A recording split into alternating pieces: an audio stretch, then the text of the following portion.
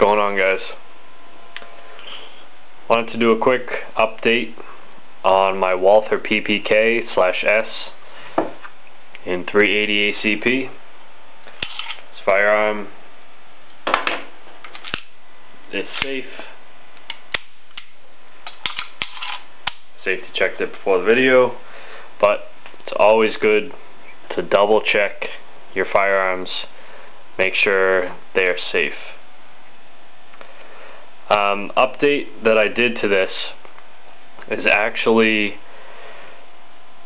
it's a pretty big modification, and I don't recommend it to people that don't have a gunsmithing ability, okay? If you're one of those people that does not have patience or attention to detail, or if you're very careless, I don't recommend that you do this to your firearm. You paid a lot of money for this, and I'd hate to see someone screw it up, okay?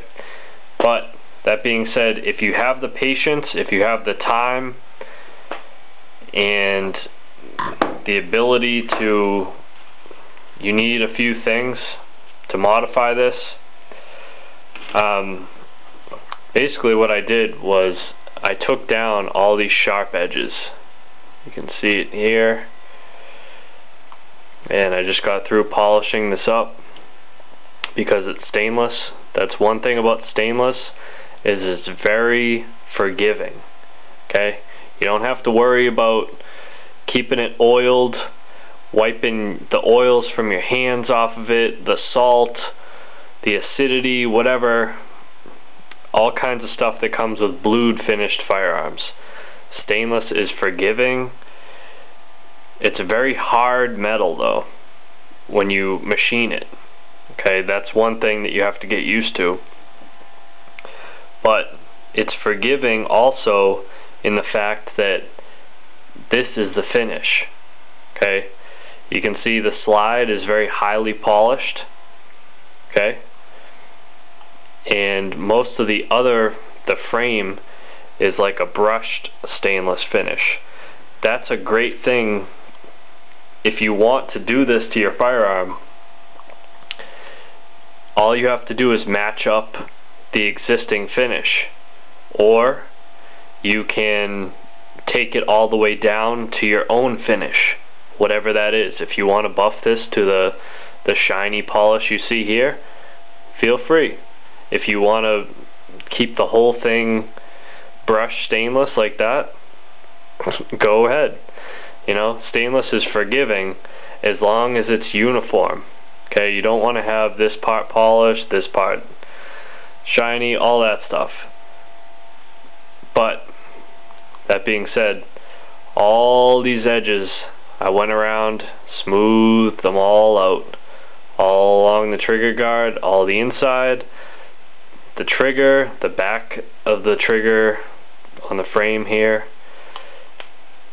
on this area, a little bit on this edge. I kind of left that sharp, I don't know why, but all there, you can kind of see it with the light, all there and all here. And especially in this beaver tail area. When you're shooting this, that's resting in the web of your hand. I remembered watching another review on this gun, and the guy says it's a great carry gun, but you don't want to shoot it. It's not a range gun, okay? This is an awesome gun. I love shooting my other Walther because I took the time and took down those edges. I love shooting my other gun. I love taking it to the range, and I want this to be a range gun. It is an expensive range gun because of 380 prices, and I don't know why they're so expensive, but he said you'll know after you shoot whatever he said, 100 rounds, 50 rounds through it, you start to get a bruised web of your hand. I don't want to get a bruised web of my hand. So to do this, to take down these edges, again, this is a disclaimer, if you don't have the mindset to do work on a firearm, I don't recommend you do it. Okay? But if you do have the mindset, tools you're going to want to use is a fine file. This is not one of those little jeweler's files that are like a hacksaw blade thickness. That's a metal working file, but it's very fine. You're going to need, I started off with 400 grit right after the file, but I used 400 grit, 600 grit, 800 grit, and actually the thing that is awesome is this. It's like a the hell is that thing called? Can't even think of it. It's not a Brillo pad. Scotch-Brite. This is like a Scotch-Brite pad for metal. This thing works awesome. Okay.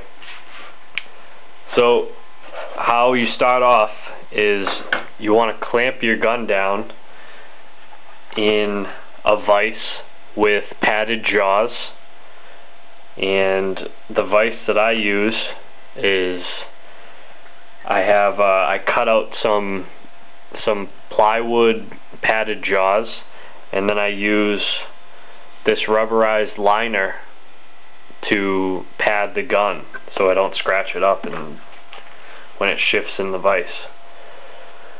So how you want to do it is initially you want to break the edge with the file. Break the edge and then take down. Again, you have to be confident when you're using a file. You always go forward with a file. If you go like that with a file, you're dulling the teeth on the file. This works just like a saw. Okay? The teeth all go one way. So you push, but you drag back lightly. Okay? If you just go work back and forth, you dull your file and it's no good anymore. So you want to break the edge, kind of like I'm showing you with my middle finger here. Break the edge. Go slow. Take your time. Look at what you're doing. Okay? So break the edge all around here. These are the major edges that you want to break. Okay? These other ones you want to lightly go on it. And you also can use a magnifying glass and actually look and see the edge that you're working with. But after you break all the edges and you're comfortable with, you've taken off enough material, what you want to do is cut strips of, I used 400 grit. You could start off with 320. Probably would have been smarter, but I didn't have any 320. So cut strips, and you basically want to shine like you're shining up a shoe. You want to fully disassemble this, so you can watch my disassembly video, and you want to work these edges with the sandpaper.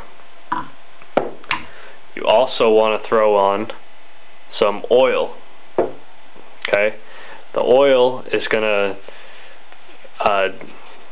it's gonna keep the filings from sticking into the sandpaper. It's gonna loosen them so you can still work that. And you're just gonna shine it up. You want to concentrate on, when you break that edge, it's gonna be at a 45. It's called a chamfer. When you break that edge, you're going to have one corner at the top and then one corner at the bottom, all on that 145. So you want to concentrate on the top one. It's going to take a lot of time, patience. That's what's going to take to get a good finish like that. Break the top one, then work on this other one, do the same thing, then you can run it over the whole thing, and it's going to take time. But when you work with stainless, as long as you get the whole thing, you don't want to make more work for yourself and polish this with the 400. You want to concentrate just on the edges, but then you can step up, go to 600 grit, take all the edges down, same process, oil, strips of sandpaper. 600 grit is going to take it down as well, and this thing is going to save a lot of time. You can, with this Scotch-Brite pad, this is going to smooth out all the stuff that you couldn't get with the sandpaper. And the sandpaper, as good as it is, it's nothing compared to this thing. This thing is going to smooth out all those edges. Once you smooth out those edges, you want to jump up to your 800 grit, and I actually left it 800 grit. It's the same finish as the original finish. You could go more, you could go 1000 grit, you can buff it with different grits of compound. Depends on the finish that you want. I'm happy with the 800 grit. It looks totally fine to me, and that's the great thing about stainless, is it's very forgiving. But I can't wait to take this to the range and test out my handiwork. Alright guys, that's gonna do it. Peace.